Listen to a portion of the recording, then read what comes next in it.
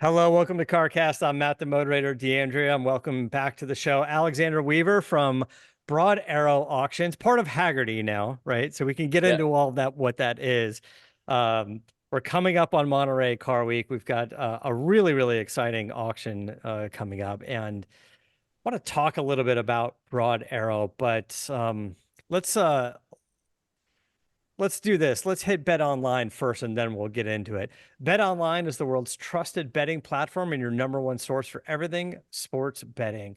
Right now, you can get a 50% free bet credit up to $250 on your first deposit to bet on anything from Olympics to baseball to Formula One racing. Bet Online has every stat, every matchup, even live odds and spreads while the games are being played.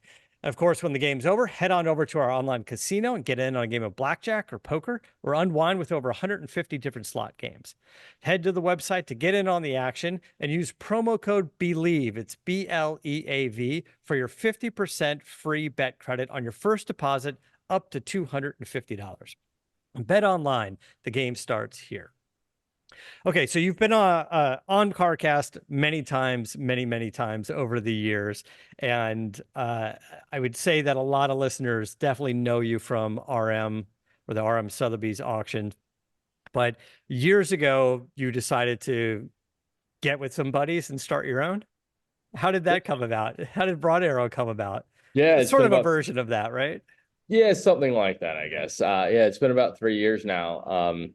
And it ended up being about a dozen of us left a former employer and you know, decided to do things on our own way. So it's been a great journey so far. And we very early on got a great partner in Haggerty, and they were awesome to work with from the very beginning, and kind of what we needed in the beginning as well. We were self-funding everything, so they were a good boost for us.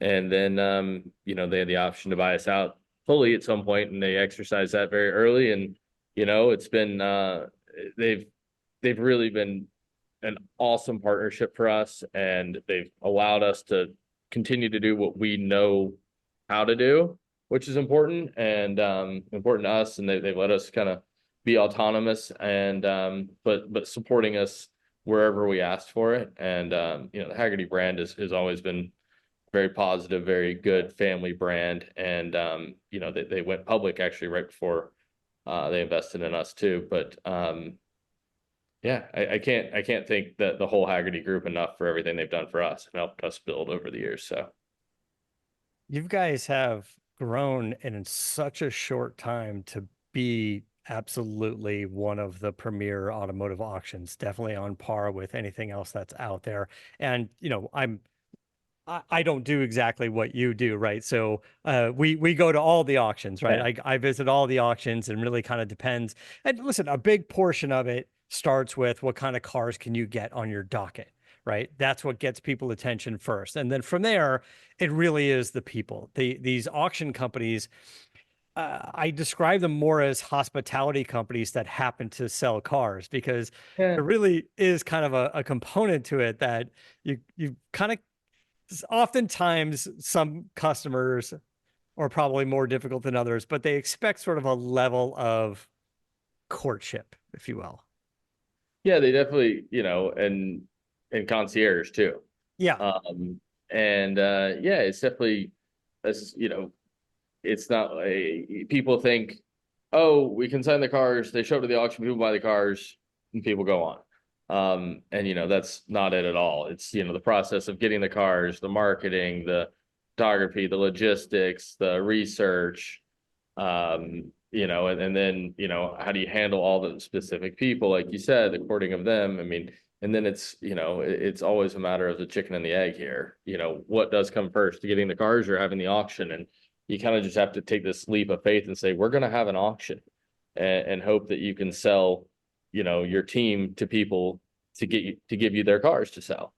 And it's been so far so good. I think our team has a very good track record and a long track record in the industry. And we have great clients, and great people who have been supporting us from the very beginning. And obviously we wouldn't be here without them. And We've put on now, oh, one, two, three, about 8 auctions. So we had our eighth Okay. or ninth auction, in-person auction, which has been fantastic. And each one has grown. Our first Amelia Island auction ever, we ended up at about over 30 million in sales, and that was a huge number. And that was honestly that was a huge number for any auction house 8 years ago. Yeah.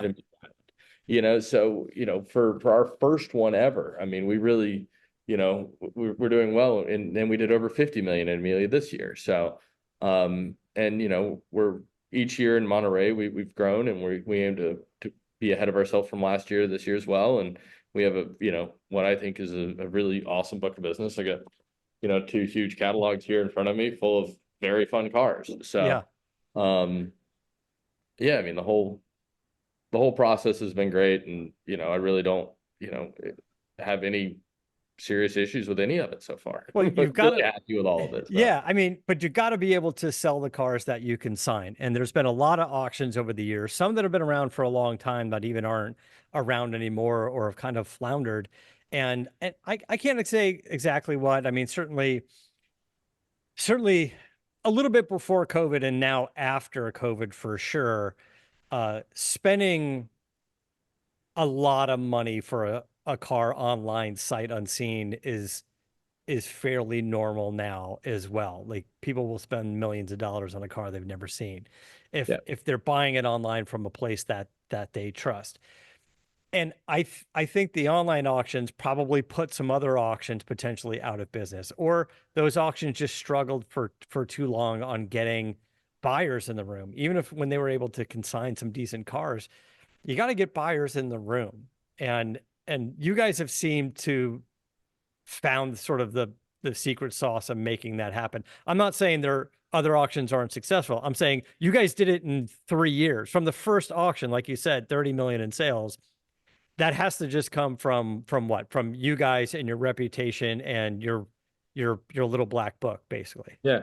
And that was I mentioned our first Amelia, but it was our first auction that we ever had was a Monterey sale, and that was over 50 million. And that was more or less, four of us as business getters putting that whole sale together. And I mean, a great Yep. team behind us, obviously, but like, from our marketing team to our ops team, everybody has just been, awesome. And we all trust each other, work well together. But yeah, I mean, it's putting these books together is not even half of the process. The next half is calling people and trying to actually sell the cars. And when you mentioned some of the other ones that I think may have fallen off over the years, I think that's probably the biggest issue is they were smaller teams with only a couple guys working to consign the cars and Yeah. then hoping people showed up to buy them. And I think, the real success with, from us or any of the other auction houses I know, and I know people at all of them, is going out and actually selling the product that you've consigned. And that's what's really important, and making sure that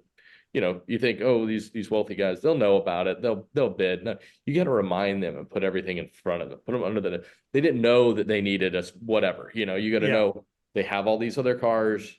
What else can we put in front of them that fits in that collection? And that's Yeah. what's really fun for us too. And then they go, you're right, and that's awesome. And then they go down a rabbit hole of something like that. And that's exciting, is helping people understand which way their collection should go, or what they've been trying to envision, but they couldn't put pen to paper to make it that way. So Yeah. you've done it some too. Yeah. Yeah. I mean, you're right. And yeah, you can, it's for high-end collectors, and not everybody is that, but for high-end collectors, oftentimes they'll kind of go down this rabbit hole of a theme of types of cars. Some people just want Porsches or Mopar or something, but or something maybe a little bit broader, but like, like with Adam Carolla, he likes racing cars. Yeah. Right? He doesn't really drive anything fancy on the street, never really has. And the few street cars that he had that were really kind of cool, we ended up selling off and buying more racing cars. Yeah, he liked some fancy Italian cars at one point, right? And Yeah. But we you and sold I those went to through. get more race Yeah, cars. Yeah. We exactly. So bought more than one the from you. We tastes bought a evolve couple. over time. It's great. Yeah. And part of that process was always, get yeah, you're right. He liked the Lamborghinis. He got the old Italian cars. Um, Pretty much all of them, bought them well, sold them, made some money, rolled that into other cars, other projects, like restoring the racing cars or getting the racing cars and stuff, Yeah. and now racing them, right? That costs money Yeah. too. Yeah, exactly. No kidding. Yeah. Um, all right, so let's look at the docket a little bit about what's going on with you guys. Of course, everything sort of Porsche seems to be doing well, and the one thing I gotta bring up, and I don't know what made this take off recently, but roof. It just seems like it was a name from years ago, and it kind of sat dormant or quiet for a while. I don't know if there was something in the company or a restructure, and now it's back and they've got PR and they've got a Roof North America, and the cars are popping up at auctions at millions of dollars, and they've got a huge booth at the Quail. Like what's going on with Roof that we sort of missed for seemed like 10 or 15 years? Hey, you're hitting a sweet spot for me. I think Roof is finally, people that knew what Roof was really loved it and understood it. Yeah. And now I think that they are really getting the notoriety they deserve. And if you get in and it was such small productions that people didn't get the chance to experience them either. I mean, they Yeah. built 9 Yellowbirds, they built 30 CTR2s, like some of the highlight ones, and still they didn't build that many cars annually. And if you get a chance to actually experience one, and I've had two of the CTR anniversaries here recently that I've sold in the past year, I've had, countless other roofs, and they are one of the most exciting, most well-developed, most perfect cars to drive. Um, I give them a lot of credit for their integrated roll cage. I think that's a huge thing that really Yeah. helps the roofs. It gives them the stiffness they need without sacrificing suspension and ride quality. Then the power delivery, the transmissions are great. The way the turbos sync are great. I mean, everything about a roof to me is just exceptional to drive. We're looking at one right now that's coming up at your auction in Monterey. So if you guys pop over to the YouTube channel, we'll be showing you a few of these cars. I like the roof as well. This particular car I think is gorgeous. I love the green. Honestly, the seats for me look terribly uncomfortable, but that's just it's Once just if you're in them though, they're perfect. You're in the yeah. cane that seat, it's actually fantastic, and it's the perfect seating position. It may be a little bit of lumbar if you really need it, but so the one you're showing us right now is a Turbo R Limited. They built 7 of those cars ever, so there's not a whole lot of people that have really gotten to experience them. And that car has 625 horsepower. It's Irish green. And the big thing is that car is entirely carbon fiber, but it looks like a 993 turbo. So it's low key. It's a wolf in sheep's clothing, but Yeah. wolf So in wolf clothing. It's just a scarier wolf in a regular wolf's clothing, something like that, maybe. so this Um, car, okay, is this car's a 98, which doesn't look that much different than what they're doing today, to their credit, right? yeah, I think that the new ones, what they're building today, the CTR anniversary and the SCR are their two Yeah. big ones that they're making today. Those look more like a 964, but those cars are built on their own carbon monocoque. I, And that's I a don't think carbon there's monocoque that you anything and I, Porsche on we it. can pick the whole thing up together. It's Yeah. great. Yeah, I spoke to them at the Quail last year, and of course it looks like a Porsche, but I don't think there was anything Porsche. They might have said some random part. I don't know what. They were like, it's I think just a the door window, handle or a headlight, I you think know. the window switches. Maybe the window switches. I think Yeah. that's Like, like really it. Like the window switches are Porsche. And that's literally the only thing on there that you can find. and this particular car, like this Turbo R Limited, how much were these cars when it was new? So this car was only, they built turbo R's in period, I say, like that would have been in 97, 98, 99 around then. The limited was only produced in the past 8 or 10 years, 8 years maybe, because that car is entirely carbon fiber bodied. So that Okay. was based on a 98 chassis that they still had the 98 roof VIN number that was only then built later with all these new carbon fiber components. Right. Okay. Now, the new cars that they're building, and you're saying they're all pretty much from scratch, are they using Porsche VIN numbers or are they now getting their own in a No, and sense? they've always had their own, they've always been their own manufacturer as well. So even the Yellowbirds from the late 80s, those have roof VIN numbers. It's a W09 VIN number as opposed to a Porsche VIN number which starts with WPO. Right. But this one, like you're saying, was done a few years ago, but you would register it as a 98. Yes. Yeah, it's a Yeah. 98 roof VIN number. Yeah. That's And Okay. some of them may have been upgraded from a Turbo R that existed in period to a Turbo R Yeah. as well. But now it's all their own engines and everything. It's all kind of everything's kind of bespoke on it. Yeah, and the Uh, new ones have actually it's a Metzger motor, which everybody loves a Metzger motor too. So Um, okay, yeah. So anyway, I like those as well. They were kind of at the top of my list. I know everybody loves a Singer, but I just kept thinking, of all the incredible cars that are being built. Gunther works as well, and that guy's just chasing speed, just going after fast and faster yeah, Laguna Seca times. For me, I'm like you. I'm a sucker for the roof. I'm like, if I was had the means to write that check, I'd be like, I'd be calling you up, go, let's find the perfect yeah. roof. It's Let's, actually, and you can drive one of those every day, and it doesn't beat you up. yeah, Such a great experience in the roof. you Um, know, I've it, driven all the other stuff too, and the Singer to me, the Singer is absolute jewelry. The build, the finish, everything is just yeah, interior specifically. It's jewelry. Um, and and you they're won't go expensive wrong to on that get out, car. but You'll get it. You'll make money on that car. the what? The The roof? Singer and the roof. I mean, the Oh Singer yeah, for yeah, if you sure. can I get one. mean, Absolutely, you'll make money on them. yeah, Absolutely, but they're different experiences. yeah. Another car that stood out, I went over and saw some of your preview, and this one, this just screams my childhood. This is the white on White white, and mush. the Yeah. Countach. You knew exactly what I was going to say before we saw it. The white on white Lamborghini Countach. I don't know what you do. You have to just wear all white with no shoes to drive this thing. But Oh yeah, you stay in the interior otherwise. it's silly. It's fun. It's super over the top. It kind of screams Miami Vice. And they seem to have done well over the years. I think they're kind of leveling out a little bit, or do you think Countachs are still moving? I think it depends on which model. Personally, I think like the anniversary cars kind of went up a little too fast. And then just kind of the more standard spec ones. This car, it actually recently won its class at the Amelia Island Concours.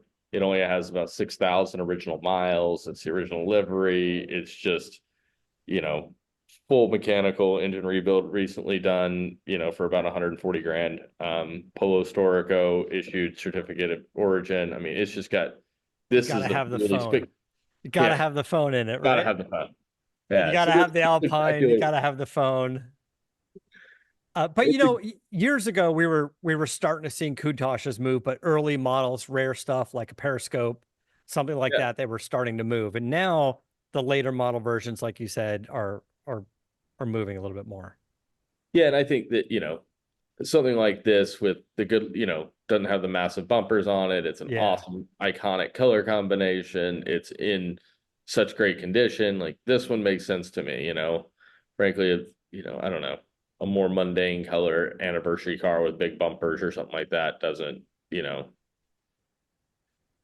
You yeah, saw you said it yourself. Like this caught your eye when you walked up to the party, right? Like it was just like whoa in your face. yeah. You know.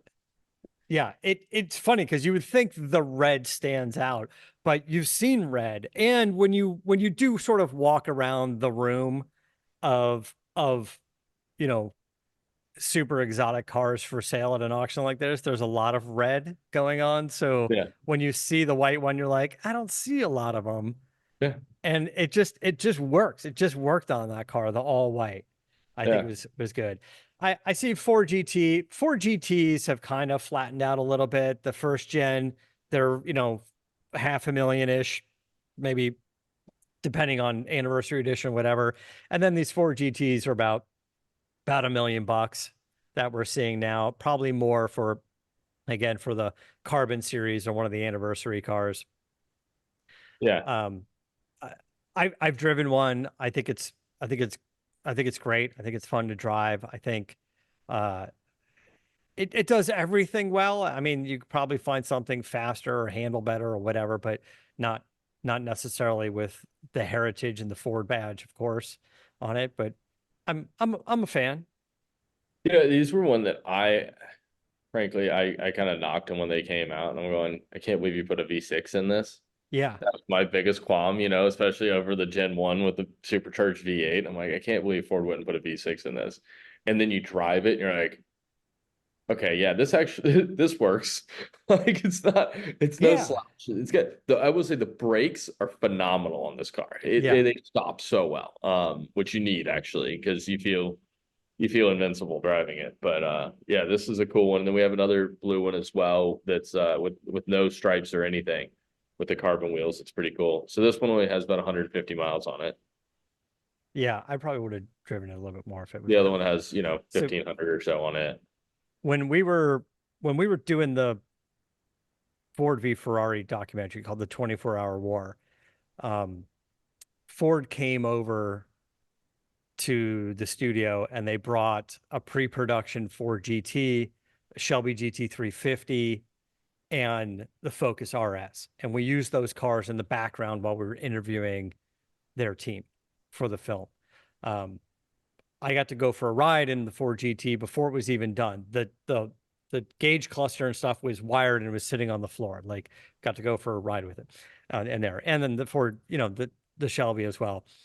And some of the things that we pointed out, because they brought the designer, they brought the exterior designer over there, and I apologize, I forgot his name. I got it written down someplace in my phone.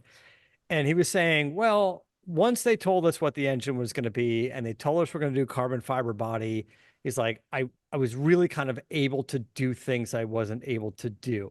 For one, was this teardrop shape to go into the back from the cockpit and going to sort of a point and having these flying buttresses above. He goes, with the big wide V8 and the dual overhead cams, we never would have been able to do that. Going to the V6 engine allowed us to give us that shape. And Yeah. then the other thing he talked about was, and in this picture that I'm showing, it's a little tough to see in the picture, but if you picture the new Ford GT, the door skin from the belt line where the windshield where the window is, it comes down and then it does like this 90-degree that kicks up and then another 90-degree for the rocker panel. And I was like, yeah, there's a lot of personality going on. And he told me, he goes, oh, I straight up designed it that way because when they said we were doing carbon fiber, I wanted to create a design that we would never be able to stamp out of metal or aluminum. Those turns would be too thin. Because the only way to do that door would have been carbon fiber to get the consistency of the thickness of it. He goes, so I literally just did it because it could never be reproduced in any sort of metal. And I was I like, all mean, right, yeah, that's yeah, pretty cool.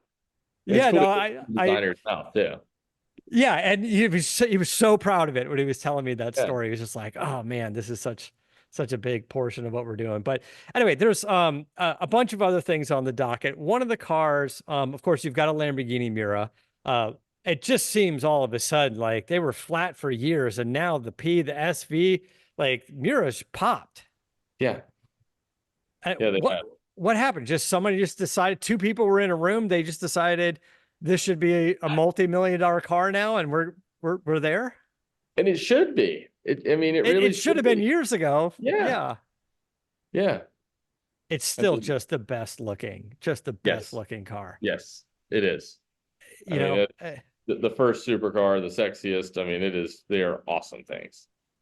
and this one that you guys have, uh, silver may not be my favorite color, but the fact that they did the silver with the blue interior, kind of the blue gray, Yeah. nailed it. That Yeah. that It's car, like very subtle on the outside, but still got some personality on the inside. Like oh it's yeah, pretty cool. they nailed it. This is a nice car. This is a Yeah. nice this is a fully restored car, I guess. Yes. Yeah. Yeah. And we have, it's interesting. We kind of have a very interesting Lamborghini lineup. I mean, you brought up the Countach, then we have the Miura SV, then we have a a 94 Diablo and a 99 Diablo SV and an '01 Diablo 6.0. And I mean, and then a Yeah. Murcielago with a manual. I mean, it's a full lineup of cool Lamborghini performance. So Diablos are moving. Diablos are, Yes. I mean, this Diablo, this 99 SV, this is this is up there with that Countach. No, maybe more. Yeah, and not actually, well, 99 is super rare for an SV. So I mean, and that's kind of there's very few what they call facelift SVs, and that's one of them. So that's the reason behind that. And then the '01 Diablo, yeah, there's the SV.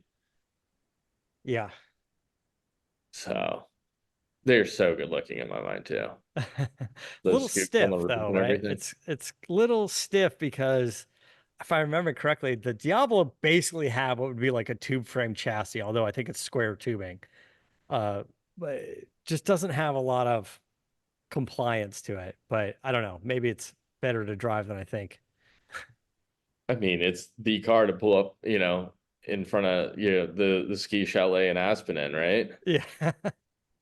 Yeah. Um, another car that I've been talking about for years and is the Jag XJ220. Now, of course, I've been saying, hey, you should get one of these cars because they're $500,000. Well, here we are 10 years later, they're still Yeah. $500,000. I mean, I still love that car. Maybe it's terrible to drive, but I Yeah. like the car. I Uh, would say you need to drive one. yeah. I'm sure. That'll be a meeting your heroes thing. Yeah. Yeah. Oh, I should drive one. F40s, fantastic, right? Yeah. Oh, yeah. And that's a great F40 as well.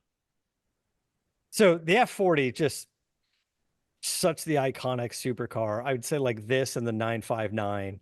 Um, those were the posters you had on the wall. I kind of wanted to get your thought on something. This is something that's come up on our show a few times. Is we have some supercars that are hybrid, plug-in hybrid, or some sort of hybrid. We have LaFerrari, a McLaren P1, and how often, how rare people use these cars. Um, I think we're starting to see a lot of concern with those battery powered cars, engine and battery, something happening with the battery. The batteries aren't meant to just sit there and do nothing for so long. So, what's your thought on the long term collectability of the hybrid supercars? So it's, the three big ones that we're talking about are the McLaren P1, the LaFerrari, and the Porsche 918. Yeah. The Ferrari and the McLaren have battery issues, both of them, and a replacement battery is 200-ish in a McLaren and over 200 for a LaFerrari. The Porsches have and the McLarens up until recently, if you had a battery issue, you basically had a paperweight in a Yeah. a $1.52 million paperweight. They've recently started replacing those batteries. They're able to provide them now, and they're getting done. The Porsche is the only one that hasn't had any issues yet, and from what I understand, Porsche has already developed a replacement battery for them for if and when it happens. Okay. And so yeah, you should drive them. They should be exercised. Unfortunately, most of them don't get it, but I think that the next the next Porsche hypercar is all electric. The Pininfarina hypercar is all electric. Yeah. It'll be interesting to see where that all goes. Um, but hey, maybe those are the things that are making those roofs go up in value. Maybe it is. So, and the Carrera GTs and everything else. So, it will be interesting to see where they go with that stuff in the next few years, and how it is to, maintain things like a McLaren P1 Yeah. 10 years now even. So we're 10 years into them and, seeing they're not easy. I mean, if Porsche's trying to get ahead of it and going, we need a solution for the long-term investments. We need a battery replacement or something like that. Mhm. Or then yeah, I think it holds its value. Just having that announcement, having that availability, even if Ferrari or McLaren at some point partnered and saying we've officially partnered with a company that if and when the time comes, we have a battery solution. You can source it through your McLaren dealer, and it comes from our supplier, our partner, and they've promised to, to be on board for the next however many dozens of years. You know, Yeah, I would hope so. yeah. But, I mean, frankly, knowing what I know about some manufacturers, you can depend on Porsche. So, um, Yeah. and I'm just gonna leave it at that, I think. Um, Oh, you know what? Let's do this. I got a few more cars I want to talk about, and then I just want to get into car collecting as a whole for a second. Well, let's take a quick break, and we'll be right back.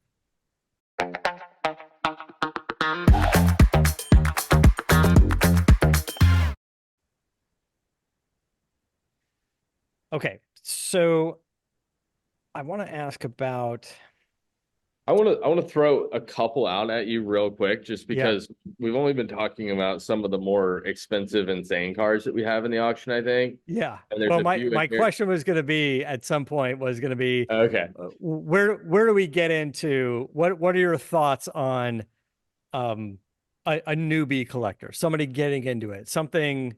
Now we could talk about a genre of cars, but also maybe stuff you have now.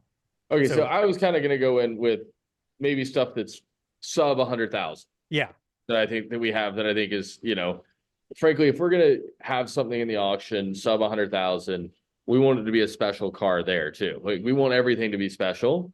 So one thing I was gonna bring up, we have a 75 BMW 2002. okay, And it is dead original, perfect car with 9,000 original miles. And like okay, it's brand new. Like it's just where are you going to find another brand new 2002? And along those same lines, we have a 560 SL, an 89 560 SL. This one might crack 100, but it's got like 200 original miles on it. So okay, there's some stuff like that that I think is really special, like a Sunbeam Tiger or a yeah. Heatley, and those are fun sports cars, all I, of them. Speaking of the Mercedes, your 91 AMG, I like The that 300 car. CE. Yeah, Yeah, that's also a very cool one. So, that's a cool uh, car for arguably under 100,000. I guess we'll see how.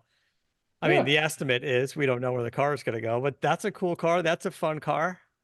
And it yeah, kind of brings up like the 90s cars, 80s and 90s cars. There's stuff yes, happening there.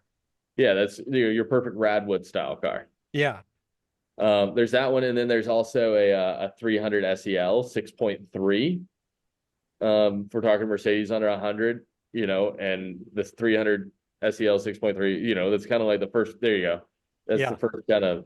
To me, that's the first S63, or something like that. And Yeah. I think the colors on this one are awesome. Also, the green over tan. So, um, Yeah.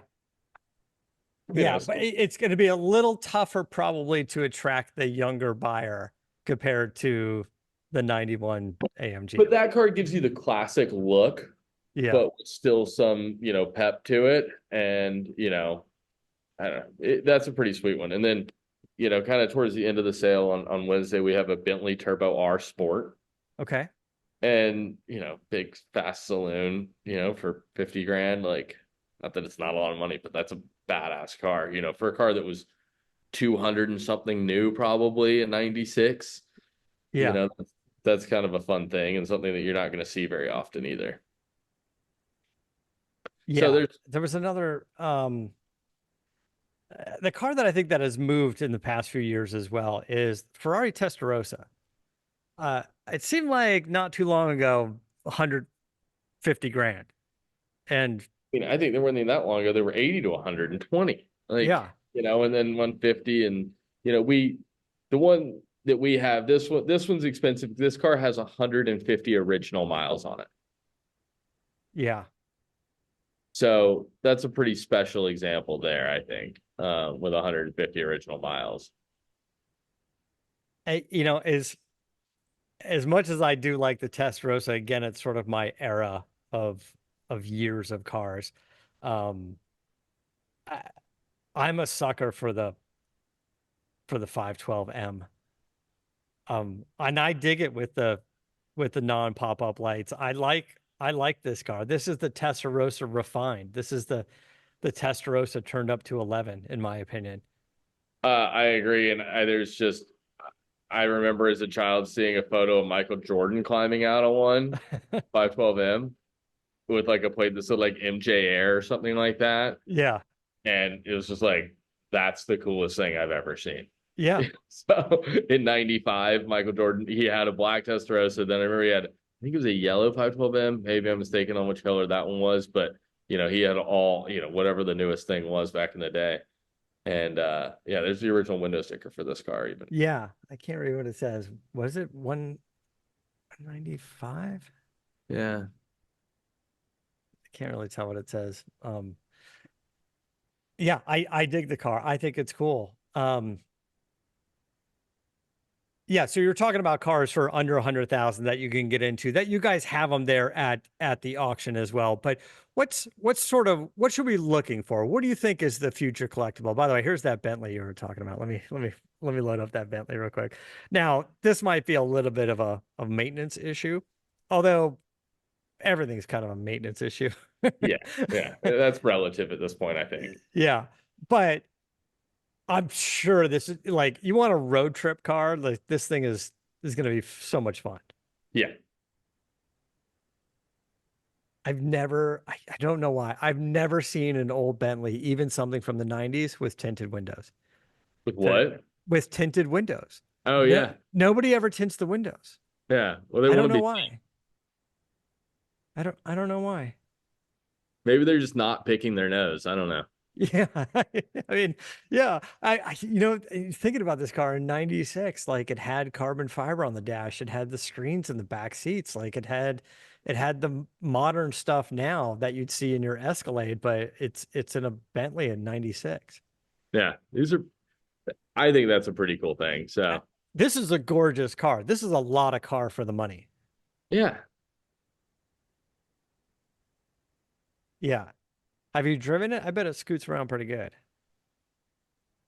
I haven't even seen that car yet. So I'll see it next week and check it Yeah, all I out. guess you But didn't have it over there. yeah, of the 157 cars I think we have at the auction, I think we had about 42 of them here on display. So Yeah. So what do you think is coming up? Someone looking for future collectibles, something you can start to buy now, not even something we got to go to auction for yet, or like, what do we start sure. looking at? What's sort of on your radar that you think is kind of cool that maybe deserves a little bit of attention? You know, it's that's always a tough thing to say. I mean, especially, I mean, what I like, varies day to day anyway, based on, what I'm seeing. And, I feel like I've seen so much stuff. It takes something a little odd to get me really excited, even. Yeah, And, but, you go back to, I think anything with a manual is desirable, kind of the last of eras of things are always desirable, and I go last to the, you know, Metzger Porsches, I think. Like I think an '09 997 turbo is a really cool car. I think, any of the Ferraris with the a V12 with a manual is great. I mean, but it's really, then I go to like Honda S2000 CR. Like I think that's a super cool car too. I think that's a cool car. Like an '05 STI is a cool car, but just like original examples that are unmodified, low mileage, things like that. That's what I think is very collectible. I still think you might be able to make some money at some point on like the 90s Corvette ZR1. It never really took off, but I think it's starting to get some attention now, Yeah. especially with Corvette doing a new ZR1 and having it be as crazy as it is. I You think the know, last edition Z06 too, yeah, or the yeah, and last those have edition been ZR1. moving. I mean, those are Yeah, those great have cars. those have already been moving. Yeah. Um, uh, uh, I think the first gen like Cadillac CTS with a manual and the CTS wagon, those move The the manual V-Wagon with a manual, CTS. Yeah, absolutely. yeah, a Yeah. manual CTS is I think worth an investment. Yeah. Plus, that's a fun car. That's a fun Yeah. car to drive. Yeah. But again, I think it goes back to just always finding the best one that you possibly can in Right. that. So like Yeah. the best manual, find one with 20,000 miles that, hasn't been modified or, has stock wheels on it still and things like that. That'll always be the one that'll be worth the most later. So I mean, for the 90s cars, we've seen Celine's start to move, 93 Cobras start to move. We've seen Grand Nationals, GNXs. We're oh god, definitely starting to see I love movement. a GNX. Yeah. Listen, we're seeing movement on a Cyclone and a Yeah. Typhoon. Um, uh, And the lightning like you have behind you, like I love that truck too. yeah. And then you know what finally I think is starting to come around are the SRT 10 trucks.